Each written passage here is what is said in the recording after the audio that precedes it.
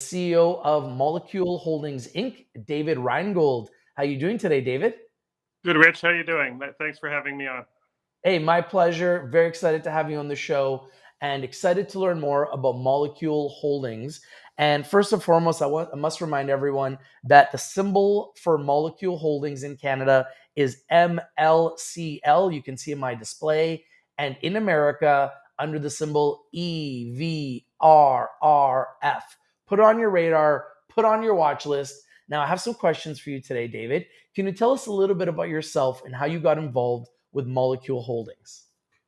Sure, Rich. So I've been involved in Canadian CPG for my entire career. About a little over a year ago, some of the original investors in MLCL asked me to take a look at the company. They felt like they were at a stage where they were transforming from a startup, building a facility, into really commercializing the operation. They asked me to get involved and see what I thought and how they should do it. Fantastic. Can you go through some of the goals that are set for MLCL Holdings for 2022? Well, we just launched in the Canadian market in really right in COVID, so right around the end of April. The goals for MLCL right now and sort of through 2022 would be to increase the amount of provinces that we're doing business in, really spend a lot of time on developing additional brands and additional flavors that we feel will resonate with consumers. And then, beverages is new. So for us, it's about education, getting our products into stores, really spending time to make sure that consumers and bud tenders and store owners really understand what we're selling and how consumers sort of interact with the product. That sounds fantastic. We're excited to really watch you guys grow and evolve. Can you tell us a little bit about your production capabilities?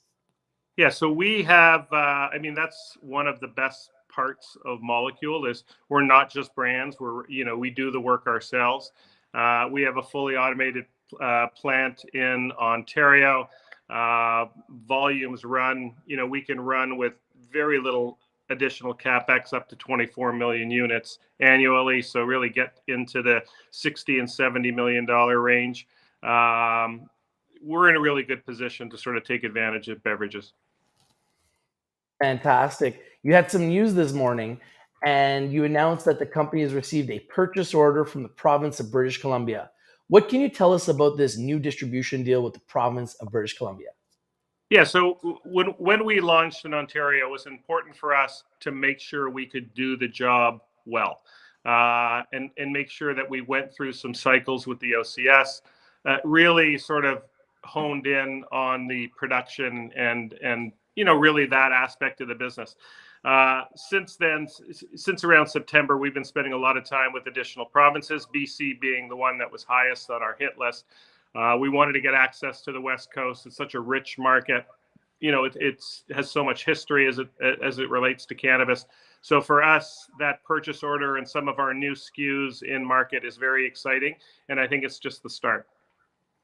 Now, we talked about this when we did the overview on the company. You recently announced that your strawberry kiwi under the Fresh brand has received a rank of top 4 in the Ontario Cannabis Store OCS to dispensary unit sales. What do you think led to this being one of the top rated beverages in Ontario? So a couple of things. First of all, I guess first and foremost, it tastes great. So it's a really clean drink, great flavors, and low in sugar, which is a real driver for the market. Also, I believe that the market's being driven by really cannabis culture. So that legacy customer that's been around for a very long time. So Fresh was really designed to have bold flavor, high THC count, and most importantly, really affordable pricing. So we believe the market is being driven by price. We have the ability to drive price because we're really direct to province and we do our own manufacturing. So Fresh was really our way of really driving the category and creating trial in the category with the legacy consumers. If there was one thing that you would want shareholders to know about the company, what would that be? That we are beverage centric. So we're probably the only LP in Canada that focuses solely at this stage on beverages. We are very long the category. I think we understand it very well. We have a very significant team of experts that spends a lot of time with insights, brand development, product development. So we're long beverage. This is the category that we're betting on. There's some big bets on the category. We feel like we're nimble enough to be able to move quickly. And I think you'll see a lot from us in the next short while. What's the best way for investors to get a hold of the company if they have any questions? Listen, I like to interact with investors. So you can always use David at molecule.ca or partners at molecule.ca. We're around to talk to them. I think you get great insight from investors and consumers and so on and so forth. So, feel free to use my email and we'll make sure we get those questions answered. David, I have a question from the audience. Are the supply chains affected at all with BC road conditions? Because we've had some really bad weather here. I think that's yet to be determined. I mean, there's conversations that it might be an issue. We have transportation booked for some of the stuff that we have going on. You know what I mean? I think it's a work in progress, to be truthful. I think I think they'll figure it out soon. I think there's a lot riding on making sure that you guys have what you need in place for consumer goods through the holidays and beyond that. So I think they'll figure it out, but I think it's definitely a work in progress right now. I have a question for you regarding the cannabis sector. It's been really a tough year for the sector. Do you believe that 2022 will be a better year for the sector as a whole? Well, I think it's cyclical for sure, right? That's unfortunately part of why sometimes the market is fairly inefficient, is that, the ebbs and flows in the market really affect sort of day-to-day pricing. Cannabis is moving in the right direction, and especially in my opinion, beverages is moving in the right direction. So we're confident, when you look at Molecule, you look at the value the market's putting on us right now, we think that there's a tremendous amount of upside for all companies that are doing a good job. And we're really head down focused on really building the business. And it's for us, we know how to do it. We got to get out and do the work, and that's what we're concentrating on. So we're very bullish about our capabilities in 2022. Well, we're really excited to watch you guys grow and evolve.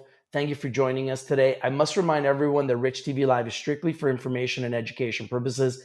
Please do your due diligence, do your research before you invest in anything we talk about or discuss here on Rich TV Live. In saying that, I do believe this is a company that's undervalued, underappreciated, underexposed. Put them on your watch list, put them on your radar. Symbol is MLCL in Canada, EVRRF in America. Thank you for joining us today, the CEO of Molecule Holdings, Inc., David Reingold. Thanks for having me, Rich. Always a pleasure. Love to invite you back on the show if you ever have any big breaking news or there's anything you want to discuss. Want to wish you a happy Merry Christmas and a Happy New Year. Hopefully we get a chance to see you soon. If not, definitely love to invite you back on the show early next year to talk about your company as it evolves. Absolutely. I appreciate it. And I definitely urge the Rich TV Live guests to drink the Molecule beverages during the holidays. So we're in the market. We'd love to hear what you have to think. So thanks very much for having me. 1 second. I have one more question from the audience. Any idea when the Canajo will be available in Ontario and what the price point would be? We're expecting Canajo, at least one of the Canajo SKUs, to be available like very early in 2022. Can't really speak to pricing at this point because we haven't released it. But, I think Molecule likes to be aggressive when it comes to pricing. So I would think you're going to see the same sort of stuff in the market. Okay, great. And can I ask you one more question? Absolutely. How well funded is the company, and will they be looking to raise additional funds anytime soon? Well, soon is a relative term, but we're definitely okay now. We just went through a raise in September. That's put us in a position to really do all the branding, the marketing, product development, and really the expansion that we need over the short term. I think obviously we'll probably look for funds sometime in 2022, but we're just fine the way we sit today. Thank you so much for your time today, David. Thank you guys for all of your questions. Hope everyone's having a great day. I must remind you, if you're not winning, you're probably not watching.